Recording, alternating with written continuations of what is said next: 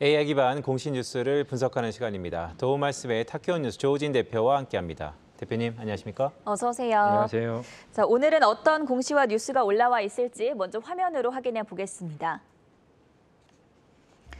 현대 로템이 폴란드에 K2 전차를 수출한다는 소식이 미확정이라고 해명 공시했습니다. 계룡건설이 3천억 원 규모의 문산 개발 계약을 해지했습니다. PI 첨단 소재가 대주주 지분 54%를 전량 매각했습니다.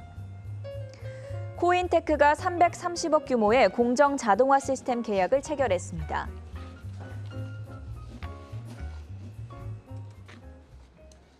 네, 대표님. 저는 이게 대북주로 좀 유명했던 것 같은데 현대로템 어떤 내용이죠? 예, 현대로템이 이제 우리 KTX 이런 객차를 갖다가 이제 만드는 업체로 많이 알려져 있는데 또 한편은 이제 K2 이제 전차를 만드는 이제 방산 기업이기도 합니다. 그 이유는 예전에 현대로템이 여러 회사가 이제 합병하면서 만들어졌기 때문인데요.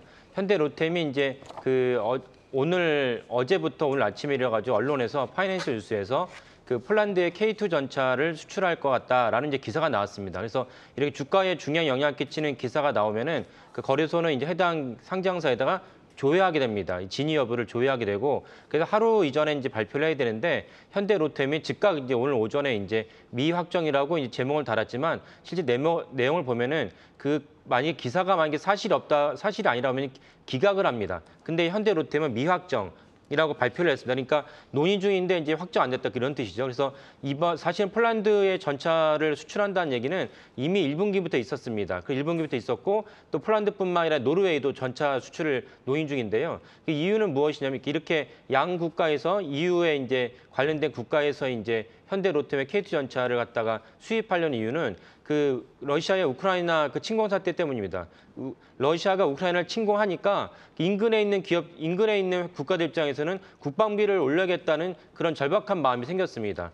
우리는 사실은 북한과 이제 밀접해 있기 때문에 북한의 미사일을 쏴도 이게 어제 오늘 일이 아니기 때문에 그렇게 뭐 주가에 증시에 영향을 끼치진 않지만은 그 폴란드나 노르웨이 같은 경우는 그런 일이 없지 않습니까? 그리고 사실은 우크라이나를 침공했지만 설마 침공할 것이냐라는 그런 설마라는 얘기 많이 있었습니다. 그리고 아마 그 기억에 가물가물하시겠지만은 그 침공 직전에 베이징 동계올림픽이 있었습니다. 그래서 이제 설마 침공 안 하겠지라고 생각을 했는데 그런데 푸틴이 직접 침공하고 말았습니다. 그러니까 이제 폴란드나 노르웨이 입장에서는 검토를 하고 있는데 발등에 불이 떨어진 것이죠. 그래서 부랴부랴 이제 현대로템에 와서 이제 수입을 하자 이제 그 전차를 갖다가 가져가겠다 이렇게 얘기를 하고 있는 것이죠. 그 K2 전차의 가장 큰 강력한 경쟁 상대는 독일 레오파드 전차인데 그 장점은 이제 누차를 말씀드렸죠. 우리나라 방산기업의 가장 큰 장점은 이제 가성비입니다.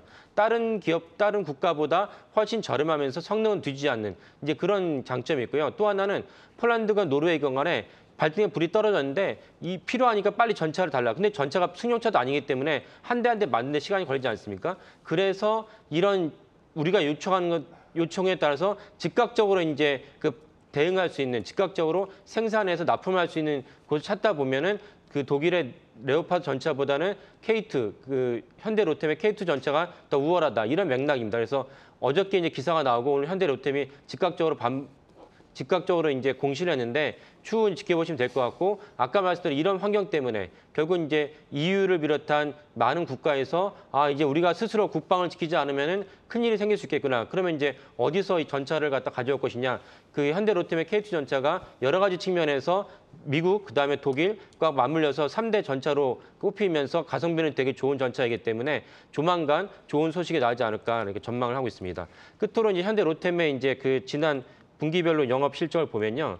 현대로템이 꾸준하게 아까 말씀드린 이제 KTX 관련돼서 매출이 있었고 그다음에 전차와 같은 방산 분야가 더하면서 이제 올해 매출이 확정될 거라고 확산될 거라고 봅니다. 그 KTX 역시 우리나라뿐만 아니라 호주, 브라질 또 폴란드 다국가에 걸쳐서 그 KTX를 갖다가 납품하고 있습니다. 이런 관점에서 현대로템을 두 가지의 이제 그 먹거리를 갖고 있는 현대로템을 보시면 되겠습니다. 네, 첫 번째 뉴스로 현대로템 해명 공시 내용에 대해서 확인해봤고요. 다음 코인테크 자동화 시스템 계약을 체결했다는 보도가 나왔는데 이 내용도 살펴볼까요? 네, 코인테크의 자동화 시스템은 이제 구체적으로 말씀드리면 2차 전지에 전공정과 후공정이 있습니다. 전공정은 그 많은 부분을 갖다 해결한 다음에 그 캔에 넣어서 그 실제로 모듈하는 마무리하는 것이 이제 전공정, 후공정 나누는데 코인테크는 세계에서 유일하게 전공정과 후공정을 모두 자동화를 성공시킨 유일한 기업입니다. 그래서 코인테크의 강점은 공장 자동화인데 공장 자동화에서도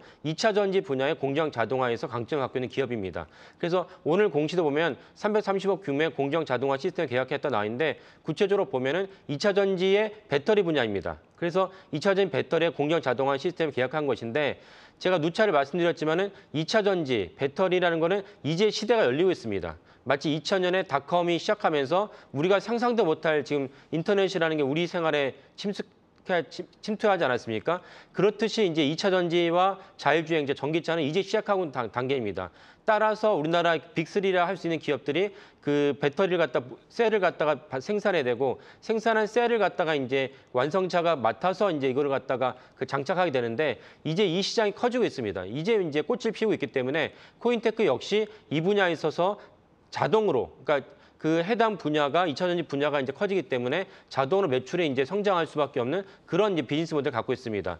추가로 코인테크는 작년에 탑 머티리얼이라는 이제 2차 전지 분야에 이제 기업을 인수를 했습니다. 비상장 기사인데 이 탑 머티리얼은 그 코발트가 비싸기 때문에 코발트가 아닌 그 2차 전지를 만드는 데 강점을 갖고 있는 기업입니다. 그래서 코인테크의 주주분들은 이 탑머티리얼 인수도 많이 알고 계시고요. 그래서 탑머티리얼이 사실은 언제 이 주가에 반영되며 언제 코인테크의 이제 매출에 기여할지 물론 재무제표는 이미 잡히고 있습니다. 잡히고 있는데 이것이 어떻게 더 잡힐지를 갖다가 주목하고 있습니다. 그래서 코인테크는 2차 전지 분야 자동화에서도 강점을 갖고 있고 탑머티리얼 때문에 사실은 배터리 자체도 이제 생산할 수 있는 그런 이제 기업이라 하겠습니다. 그 코인테크의 또 다른 강점은 무엇이냐면은 지금 현재 LG 에너지 솔루션이건 SK온이든 간에 한 가지 이제 그 약점이라고 대두되는 분야는 무엇이냐면은 2차 전지 분야가 넓어진 건 사실인데 폭스바겐이나 다른 기업들이 완성차 기업들이 2차 전지 자체가 내재화시키면 어떻게 할 것이냐. 2차 전지를 갖다가 다른 배터리 업체에다 맡기지 않고 스스로 생산하면 어떻게 할 거냐라는 우려가 있습니다. 근데 코인테크는 그런 우려가 없이 2차 전지 자체를 자동화하는 기업이기 때문에 설령 해당 기업들이 내재화할지라도 코인테크와는 무관하다. 그 정도로 이제 강점 있는 기업이라 할 수 있겠습니다. 네, AI 리서치 공시 진단 시간 여기까지 들어보도록 하겠습니다. 타키오 뉴스의 조호진 대표와 함께했습니다. 고맙습니다. 감사합니다.